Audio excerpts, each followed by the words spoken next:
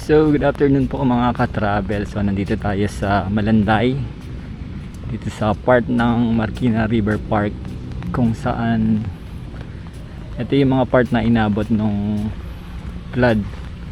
So, inabot siya ng baha nitong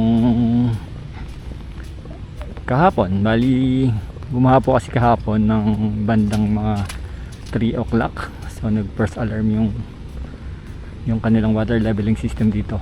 So, umakyat dito mismo sa kalsadang to, kaya kung mapapansin nyo may mga kalat pa rin na hindi pa nalilinis.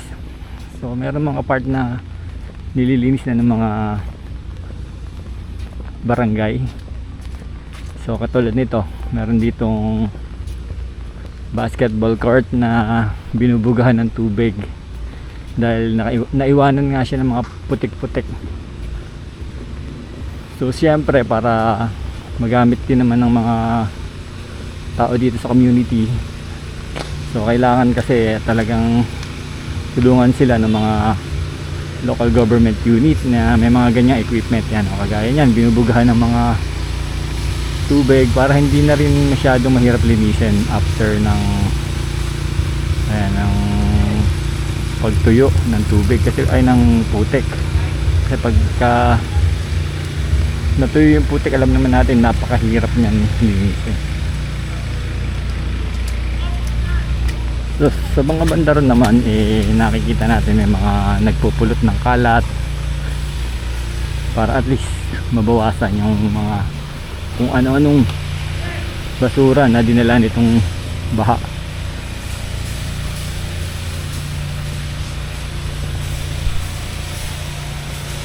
So yun, no? So ang lakas ng buga ng tubig. So mga bumbero ata itong gumagawa dito.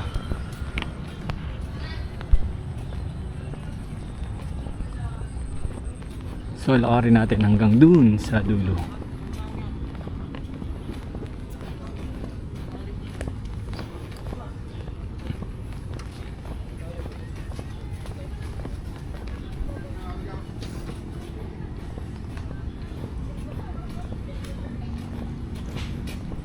So umabot kagabi hanggang 18.72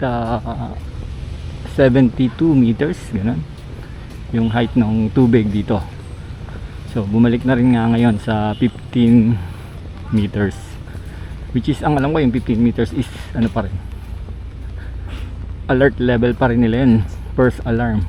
Kaya ayan, medyo hindi pa rin makasigurado kung lalakas yung pag-ulan, pwedeng tumas uli.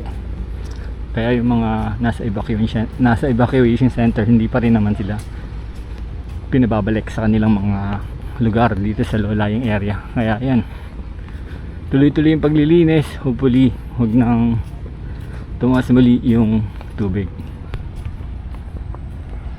So naglalakad-lakad lang tayo dito, just checking dito sa aftermath nitong naganap na pagbaha dulot ng habagat at bagyong Dante.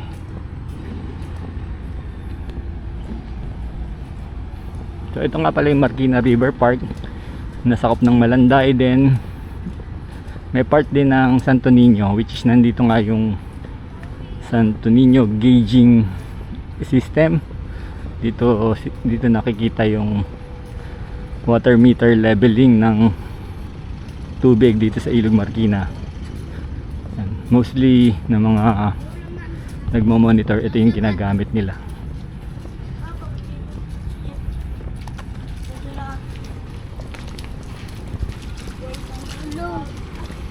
So yun, medyo delikado sa mga bata yung paglalamaw sa tubig baha.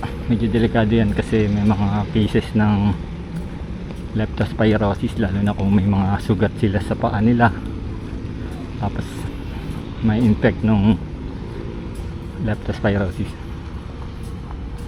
So pag ganitong pagbaha, minsan di ba nagkalat din yung mga ihi ng daga kasama na ng tubig. So may mga cases na namamatay yung mga infected ng ganong bacteria. May mga kilala rin ako last year nung bagyong Katrina, may mga namatay po sa leptospirosis. Kaya sana yung mga magulang huwag nilang pabayaan na ganyan yung mga bata eh, naggagala after flood.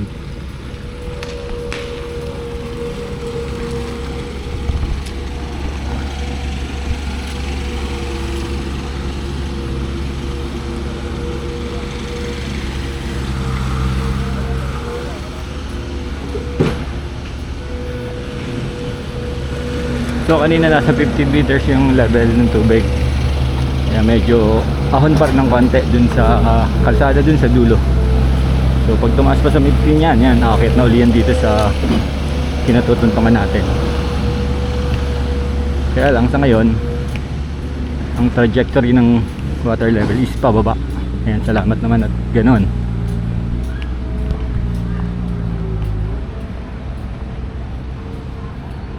So napansin ko pag after ng mga baha, maraming namimingwit. So sabi nila pagka ganitong mga panahon, maraming isda na nahuhuli. Kasi yung mga isda tinangay mula dun sa mga dam, which is maraming isda doon. So nung nagpapakawala sila, ayun, pumupunta dito sa Marikina River, diretso dun sa Pasig River. So maraming nahuhuli yung ating mga kababayan na mga isda, iba't ibang klase. May karpa, tilapia, may bulig, may dalag, may hito. So doon nga sa dulo, maraming namimingwit. Meron ding mga namabarel, namamana. So medyo matrabaho to yung after ng baha. Yan. So salamat sa mga government employees natin na masipag na tumutupad ng kanilang mga tungkulin, lalo na sa mga maintenance ng paligid natin. So medyo extra effort sila ngayon sa mga ganitong bagay.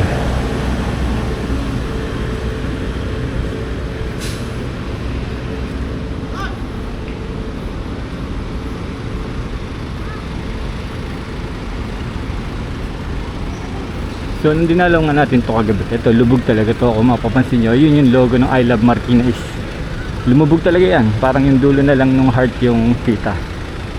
Kaya lampas tao rin po yung ano, yung tubig dito sa kinatatayuan natin. Which is, itong kinatatayuan natin is parking lot to, ginagamit sa mga, lalo na dyan sa mga kliyente ng LTO, kasi dito rin naka-allocate yung Land Transportation Office natin dito sa Marikina. So maraming nagre-renew ng lisensya ng kanilang mga registration ng kanilang mga sasakyan. So itong part na to ginagawang parking.